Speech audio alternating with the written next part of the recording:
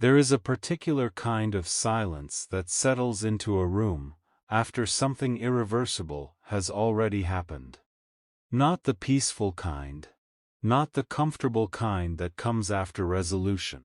This silence is heavier, more deliberate, the kind that wraps around people who have finally run out of moves and are standing there pretending they still have options.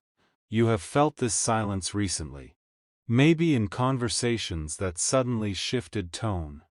Maybe in the way certain eyes now carry something unspoken when they land on you. Maybe in the strange politeness that replaced what used to be casual dismissal. That silence is not accidental. It is the sound of people recalibrating, because the version of you they built their assumptions around no longer matches what is standing in front of them. Let us not dress this up. For a long time, they were comfortable. Comfortable in their assessments of you. Comfortable in their predictions about where you would land. Comfortable in the quiet confidence that they understood your limits better than you did. They spoke freely. They planned around your supposed ceiling.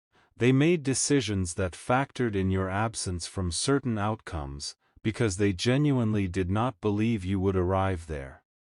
And for a while, that comfort served them. For a while, it looked like they were right before. We continue. If this message is touching your heart, and you want to support this channel, you can tap the Super Thanks button below, and contribute any amount, up to $50. Every contribution helps us continue creating powerful and uplifting messages for you. Now stay with me, because the next revelation changes everything. But something happened that their models did not account for. You kept going without their approval. You kept moving without their visibility. You kept building in the spaces they never thought to watch because they were too busy tracking the surface. Every time they checked back in expecting to find you exactly where they left you, you had shifted slightly further than they anticipated. Not dramatically. Not explosively. Just consistently, quietly. With the kind of discipline that does not announce itself, but eventually becomes impossible to ignore. Now they are watching something they cannot categorize, and that is the source of the panic underneath all that manufactured concern. Panic is interesting, because it never introduces itself by name. It shows up wearing the costume of wisdom, advice, intervention, friendship. It says things like "I am just looking out for you," or "I think we should talk," or "maybe you should slow down and think about what you are doing." All of that language sounds reasonable on the surface, but language always reveals more than the speaker intends when you know how to listen beneath the words. And what the language reveals is this: something shifted. The balance moved. The outcome they expected is no longer guaranteed. And they are running out of time to reverse it. They gathered. That is what they do when the situation moves past individual management. They gathered in that small circle of familiar faces and predictable voices, and they talked about you, like you were a problem to be solved, like you were a variable that had wandered outside the acceptable range and needed to be brought back in line. They used careful language. They used phrases that sounded measured and concerned, but underneath every word was the same uncomfortable truth. They were afraid. Not of your failure. That would have been easier to process. They were afraid of your continuation. They were afraid of what happens if you keep going, exactly as you have been going, steady, unbothered, and increasingly undeniable. Someone suggested reaching out. Someone else thought a casual conversation might reset things. Another voice mentioned that things had gone far enough, and something needed to happen before the situation became harder to manage. Notice that word, manage. They were not thinking about your well-being. They were thinking about their access, their relevance, their ability to continue shaping the narrative around you. Management is not concern. Management is control wearing a softer vocabulary, and so they sent him. The one with the history, the one with the reach, the one who had spoken confidently about your limitations on multiple occasions, and whose opinion had carried weight in those rooms. He arrived with the practiced composure of someone who has done this before. The kind of presence that suggests authority without demanding it, the kind of tone that says, "I am here to help," while actually saying, "I am here to redirect."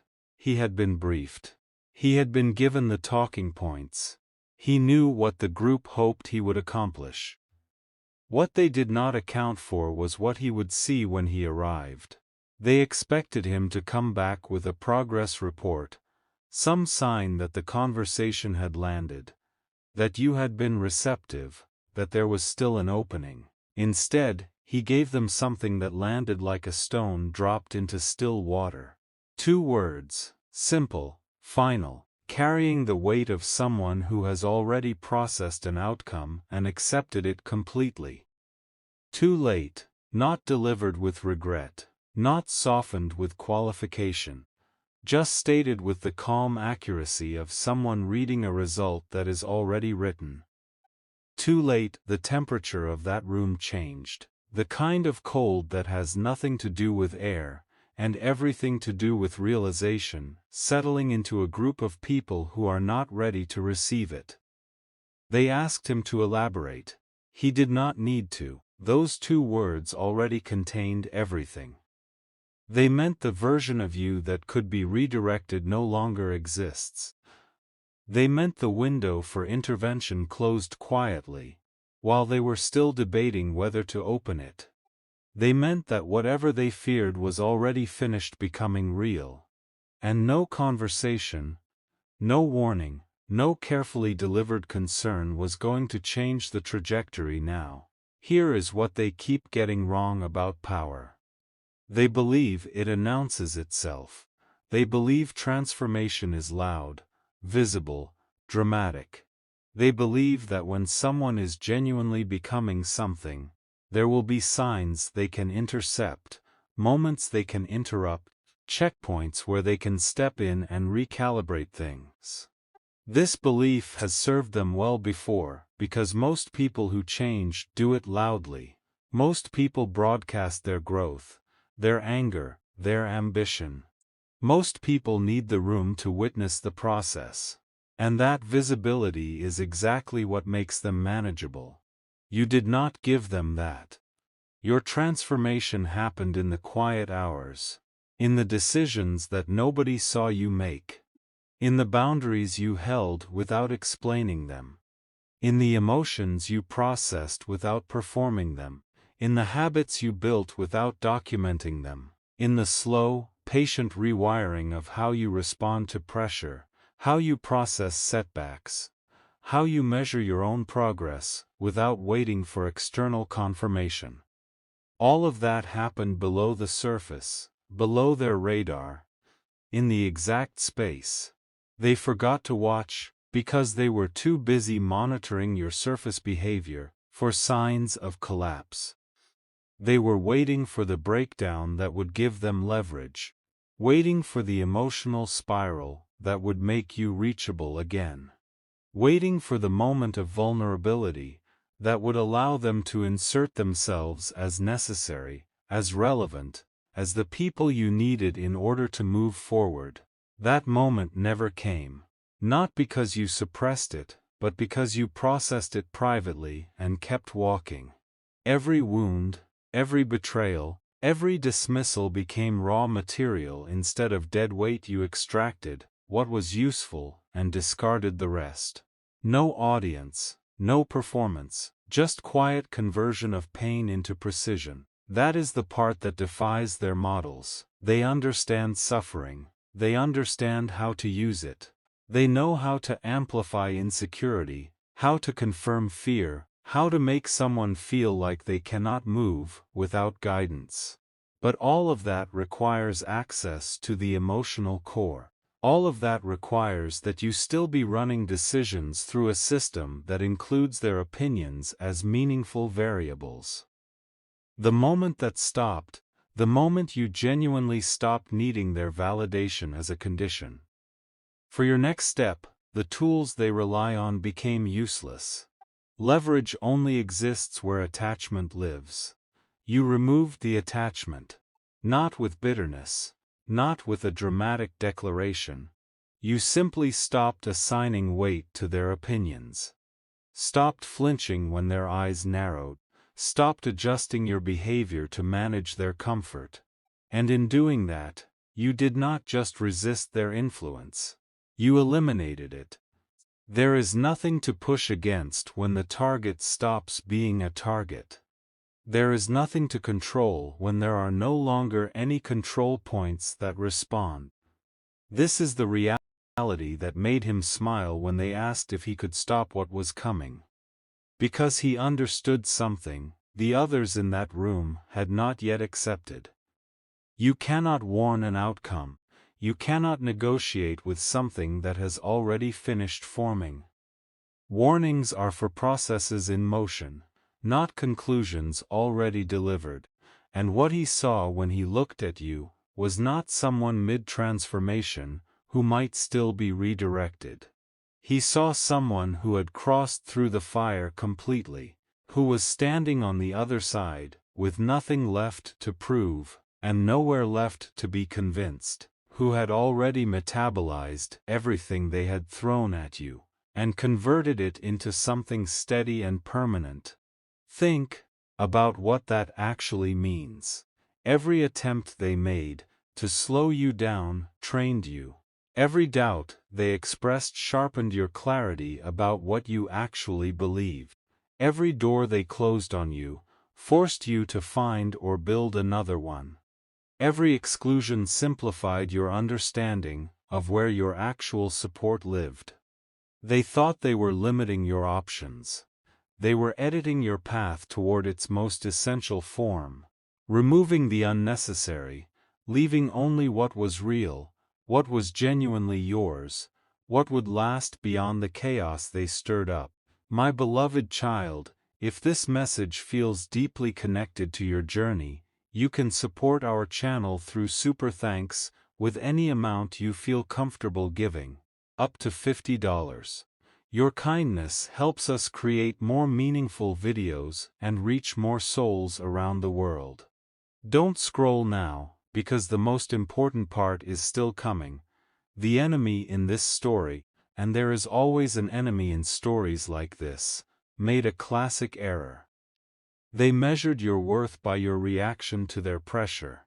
If you reacted with emotion, they felt powerful. If you stayed quiet, they assumed defeat. They never considered a third reading, that the quiet was not defeat but completion, that the stillness was not passivity but precision, that the absence of reaction was not suppression, but the natural state of someone who has genuinely moved past the need to respond. Real power has no performance requirement. It does not need to demonstrate itself to feel real. It does not need the audience to confirm it, the applause to sustain it, the opposition to define it. Real power simply is, and expresses itself through outcomes rather than arguments. Through what gets built, rather than what gets said. Through the way reality reorganizes itself around someone who is genuinely aligned with what they are supposed to be doing. And here is the uncomfortable truth for everyone in that room. Reality had already begun reorganizing. Not because you forced it, not because you strategically manipulated circumstances, but because something about the quality of your presence and intention and focus had created a kind of gravity that drew certain outcomes toward you with increasing consistency. Doors opened, conversations shifted, resistance softened in places that had felt solid for years. People who had been unavailable became available. Resources that had been out of reach became accessible.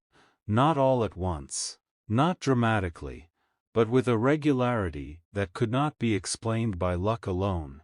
They noticed this without being able to name it. They felt the shift, without being able to trace its origin.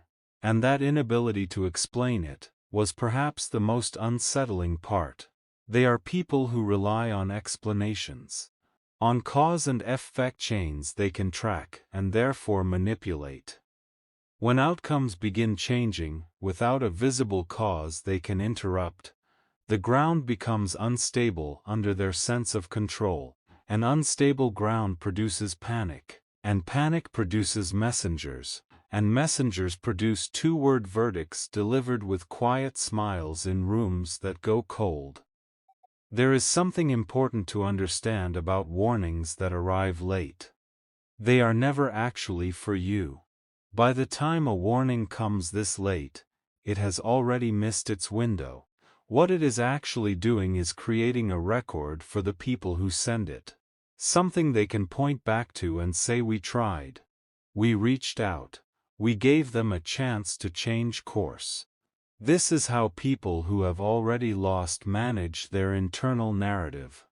They create the performance of concern so they can avoid confronting the reality of irrelevance, because the alternative is sitting with the truth directly, which is that they underestimated you consistently, repeatedly, over a long period of time, that they saw your patience and called it weakness when it was actually strategy, that they saw your silence and called it confusion when it was actually resolve, that they saw your withdrawal and called it surrender when it was actually selection.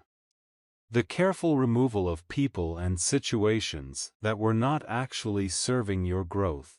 These are not comfortable truths to sit with when you are the one who got it wrong.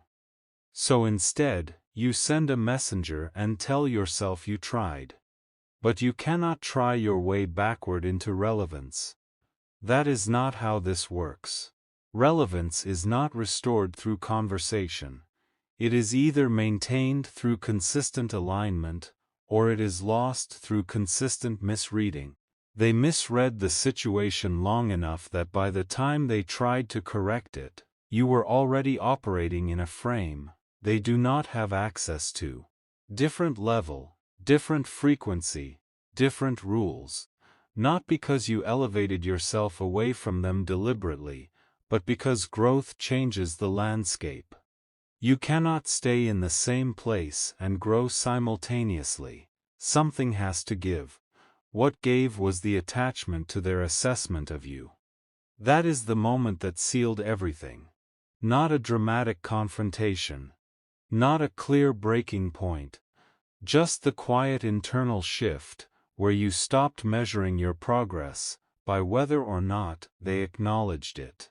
Where you stopped calibrating your confidence by whether or not they confirmed it. Where their opinion became data you could receive without it altering your direction. That shift, invisible from the outside, structurally complete on the inside, is what made everything they tried afterward useless. You might have felt it as a kind of lightness. Or maybe a settling. The sense that something that had been pulling at you, some invisible weight you had been managing, simply released. Not because the situation resolved externally, but because internally, you stopped requiring it to. That is freedom, and freedom is the most dangerous state a person can reach from the perspective of anyone who relies on leverage. Because you cannot leverage someone who does not need anything from you. The entire architecture of control depends on dependency. Remove the dependency and the architecture collapses. Quietly, completely.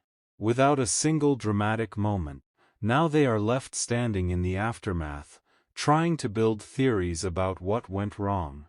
Reviewing the timeline, debating decisions, asking each other where exactly the situation moved past recoverable.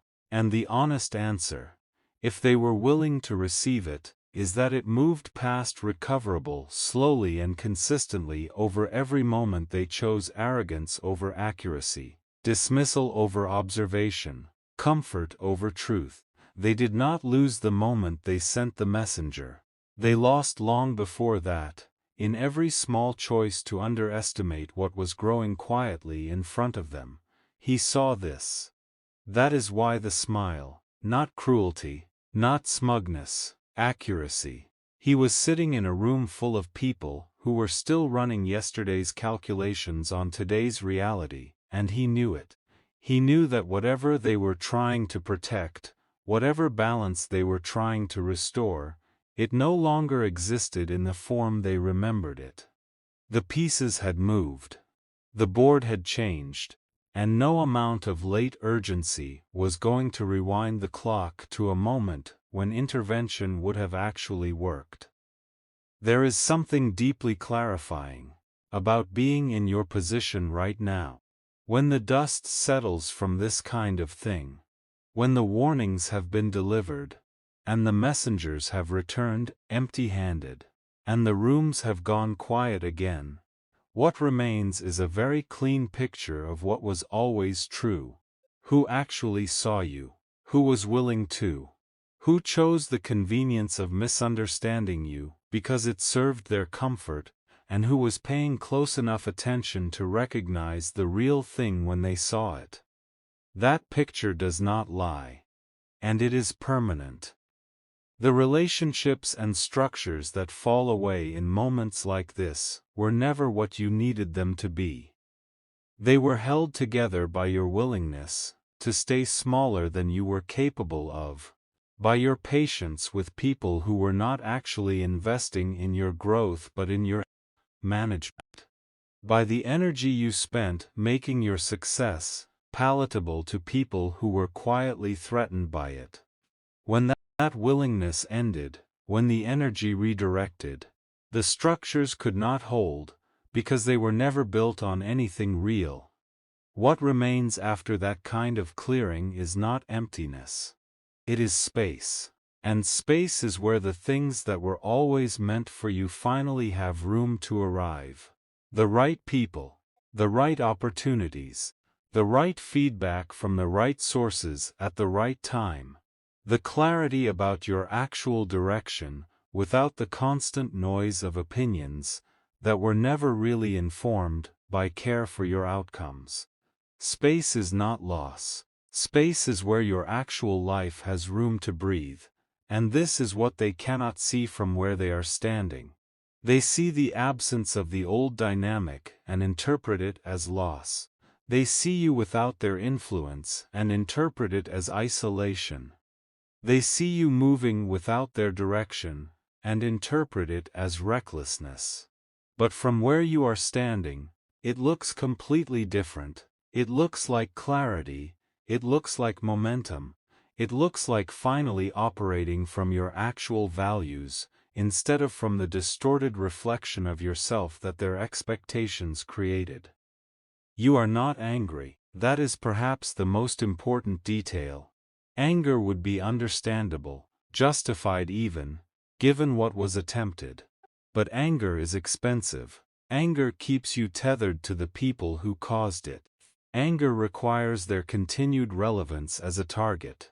Anger keeps you in the game they designed, reacting to their moves, energized by their provocations, still fundamentally organized around what they are doing.